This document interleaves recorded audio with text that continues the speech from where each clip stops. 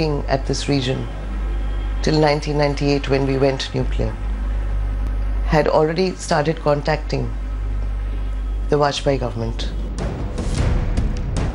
On June 17th, the Prime Minister's security advisor, Brajesh Mishra, went to Geneva to meet the G8 leaders and brief them about Kargil. He also handed over a letter from the Indian Prime Minister for the US President. The letter warned that India's patience was running thin and, if required, India would be forced to cross the LOC and take the war to Pakistan. The decision not to cross the line of control, it had lots of pros and cons, and there are lots of people who felt we should have retaliated across the LC. But when we did not retaliate across the LC and we focused the fighting there, the world lost the casus belli to intervene in this conflict. They could not intervene, and we took 2.5 months, but we methodically sorted them out. India's Vajpayee took the stand that we will not violate the line of control and we will not cross the line of control, and a lot of that was done in conjunction with the US.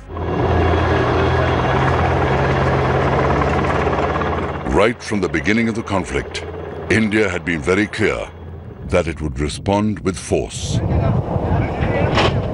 But many measures were taken to deter Pakistan from escalating the conflict into a full-scale war.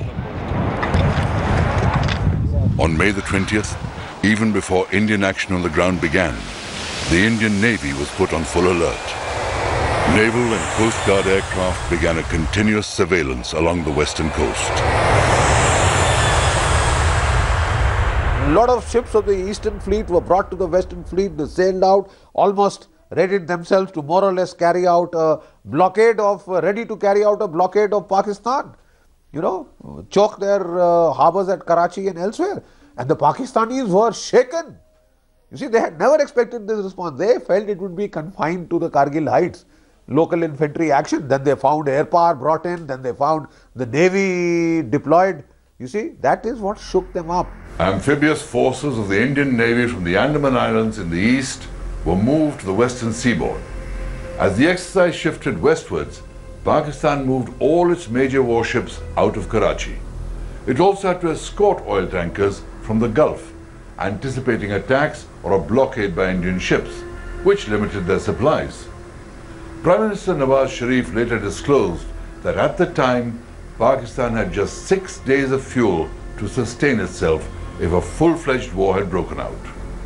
While the Navy kept a watch on the sea, the fighting in the mountains intensified.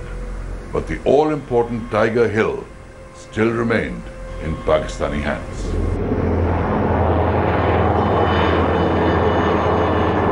Tiger Hill stands 16,700 feet high, overlooking Dras.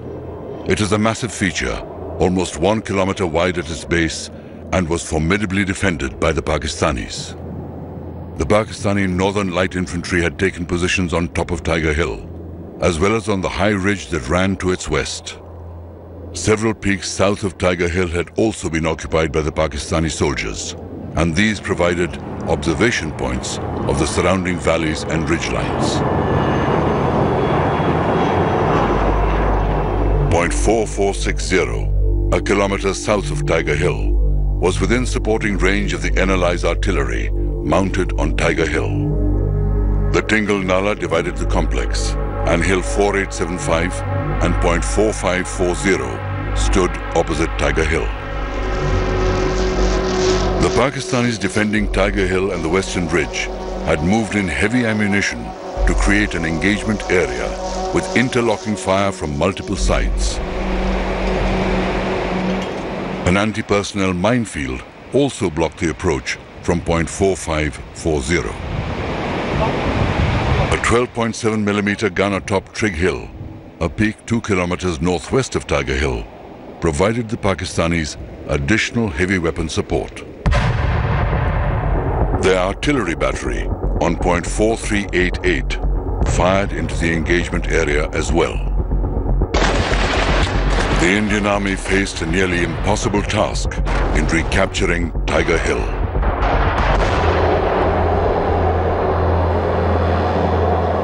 India had captured Point 4460 in late May, and this provided a base to direct fire onto Tiger Hill.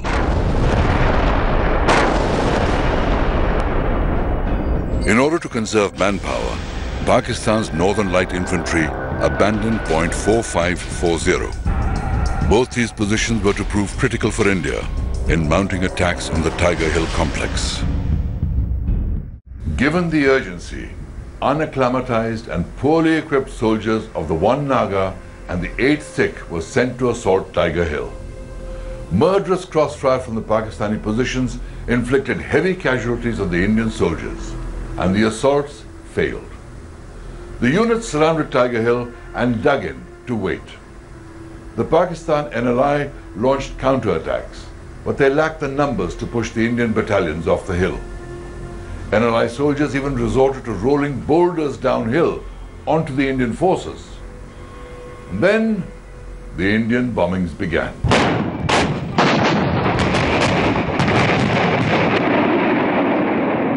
As India's massive bombardment began, it stretched the Pakistani positions to the limit. India continued pounding the forward slopes of Tiger Hill and the ridge, with as many as 1,200 rounds exploding every 5 minutes.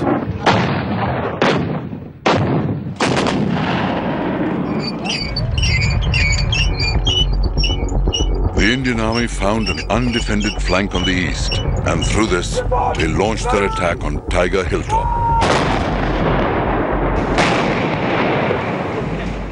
At the same time, a small raiding party penetrated Pakistan's line of defense on the western ridge. 25 soldiers of the 18 Grenadiers were ordered to advance and capture Tiger Hill. After scaling the rocks for 3 nights, they were just 50 meters below Tiger Hill when a stone slipped, giving away their position. Seeing this, the enemy opened up heavy machine gun, grenade and rocket fire, and in hand-to-hand fight, the team leader Havaldar Madan Lal and 5 soldiers got killed. But 7 soldiers who were near the Pakistani bunkers could neither advance nor retreat.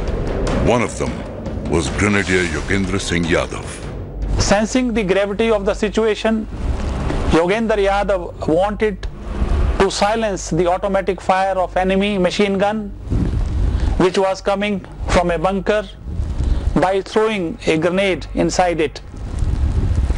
He mustered up his courage, crawled up to the bunker and lobbed grenades inside the machine gun bunker and killing 4 Pakistanis in it. Yogendra Singh sustained 15 bullet injuries and was the sole survivor of the 7 soldiers of the 18th Grenadiers who stayed on to fight the Pakistanis. यहाँ पैर में हाथ में गोली मारी, last में उसने यहाँ पे गोली मारी। तो 3 दिन तो हो गए थे पहाड़ी में चलते चलते, पूरी पैंट फट चुकी थी पीछे से। तो पर्स रखा हुआ था यहाँ पर, पर्स में कुदरती तौर पर जो है गिलट के 5-5 रुपए के कई सिक्के थे। जब उसने गोली मारी तो वो सिक्के पे लगी तो रिकोचिट होगी गोली, तो मुझे एहसास लगा कि मैं मर गया। जब उसका दूसरा जवान बंदा साथी जो हमारे साथ पास आया वेपन उठाने के लिए, उसने मेरा AK-47 उठाया और वापस मुड़ा, तो मेरी एकदम आंखें खुली ऐसे जैसे नींद से जगा हूँ। अंदर से एक आया कि अब यार अभी तक नहीं मरा, तब मरेगा भी नहीं। मैंने अपना एक ग्रेनेड निकाला और उसके ऊपर ऐसे थूक दिया। The injured Grenadier Yadav single-handedly kept on fighting and before falling unconscious passed on a vital piece of information. The Pakistanis were about to retreat. For his bravery, Yogendra Singh Yadav was awarded the Paramveer Chakra.